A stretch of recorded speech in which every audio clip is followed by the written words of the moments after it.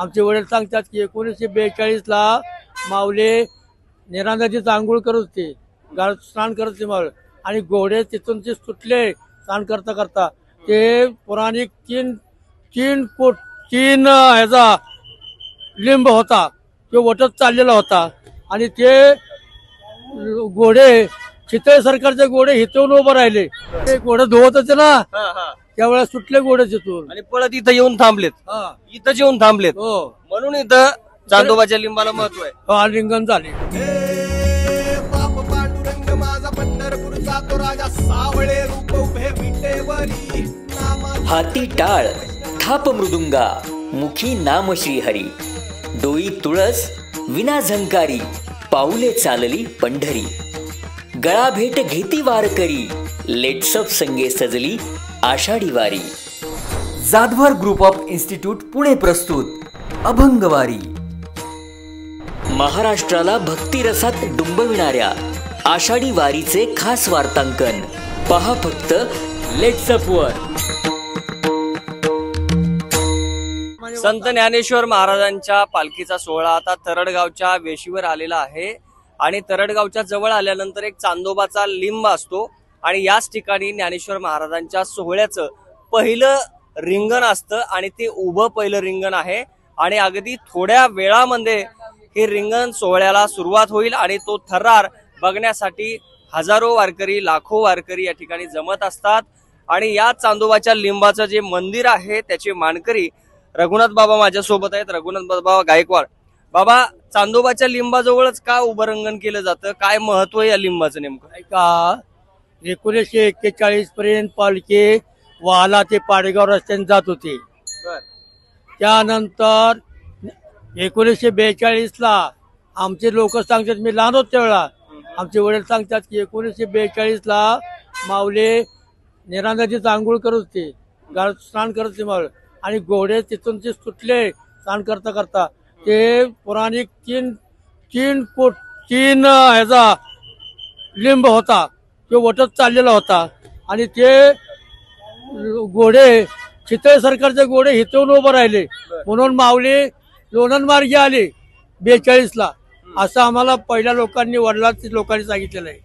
आणि आता त्यानंतर काही टायमाला आम्हाला आळंदीचे संस्थान व सगळे लोक म्हणले की आता लिंब वटतोय, मग देवळ बांधायला पाहिजे. मग मी मध्ये देवळ बांधलं होतं पड्याला, वाटो होतं ना. हा, तिथं त्यावेळेला आमच्या सगळ्या गावकऱ्यांनी विचार केला की आपण चांदोबाचं बी देवळ आहे, आणि माऊली रिंगण होतं म्हणून माऊली बसवायची. माऊली बसवली, त्याची सेवा आतापर्यंत आम्हाला करता आली. आता इथून मोरवे आमचं कुणी करणार आहे सेवा. तर तरडगावून रिंगण झाल्यानंतर माऊली गावातून जाते, पूर्वीपासून जाते, तिथं 4 अभिषेकाच्या नंतर तळाव जाते माऊली. बर का?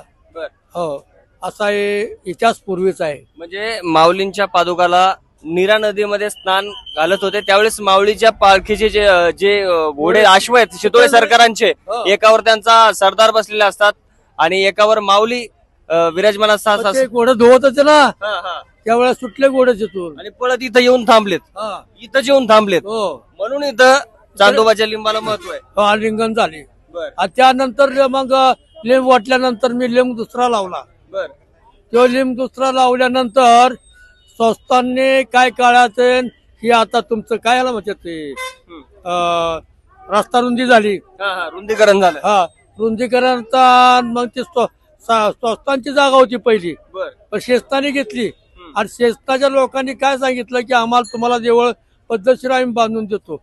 पण कंत्राटदाराने देवळ अपुरं बांधल्यामुळं काय झालंय, लोकांना फिरायला येणार, दर्शनाला जागा असताना जागा अपुरं बांधलं, आणि काय गोष्टी त्यांनी जे बोलले होते ते आम्हाला करून दिल्या नसल्यामुळं त्यांचा आभारी आहे आम्ही. त्यांनी विचार करून परत गोष्टी करत होत्या. बरोबर, नक्की. तर हे होते बाबा रघुनाथ बाबा, जे की चांदोबाचा लिंब इथे एक मंदिर आहे, आणि इथचे ते मानकरी आहेत. आता माऊलींच्या सोहळ्याचं पहिलं रिंगण, आणि तेही पहिलं उभं रिंगण या ठिकाणी होतं, आणि याबद्दल अनेकांना कुतूहल असतं की चांदोबाचा लिंब असं काय भाव, त्याच लिंबाजवळ हे रिंगण का होतं, याबद्दल अनेक प्रश्न अनेकांच्या मनात येतात. त्याचंच उत्तर शोधण्याचा मी प्रयत्न केला, आणि बाबांनी त्याबाबत जी काही कहाणी आहे, ज्या काही गोष्टी ज्या काही घडल्या होत्या या सोहळ्यादरम्यान, त्या सगळ्या आपल्या समोर सविस्तरपणे मांडलेल्या आहेत. वारीच्या वाटेवरील इतर घडामोडी पाहण्यासाठी लेट्सअपच्या अभंग वारी हा एपिसोड तुम्ही नक्की पहा. या व्हिडिओमध्ये थांबतोय आपण. विष्णू सानप, लेट्सअप मराठी, तरडगाव. सोशल मीडियाच्या भाऊ गर्दीत विश्वासार्हतेने चकाकणारे नाव म्हणजे लेट्सअप मराठी. सगळ्यांना, सगळ्या नागरिकांना ती स्पीच, ती लेट्सअप वरील मुलाखती म्हणजे विचारांचा खजिना. त्यानंतरच्या निवडणुकीमध्ये मला सोडून गेले. बातम्या केवळ वस्तुस्थिती सांगणाऱ्या, न प्रोपगंडा, फक्त जनतेचा अजेंडा. क्योंकि आने वाला कल जाने वाला है, जाने वाला कल आने वाला है. राजकारण, मनोरंजन असो की क्रीडा क्षेत्र, महाराष्ट्राची स्पंदने संवेदनशीलतेने टिपणारे माध्यम म्हणजे लेट्सअप मराठी. जगासोबत एक पाऊल पुढे राहण्यासाठी लेट्सअपचे ॲप, सोशल मीडिया आणि वेबसाईट सोबत कनेक्टेड रहा.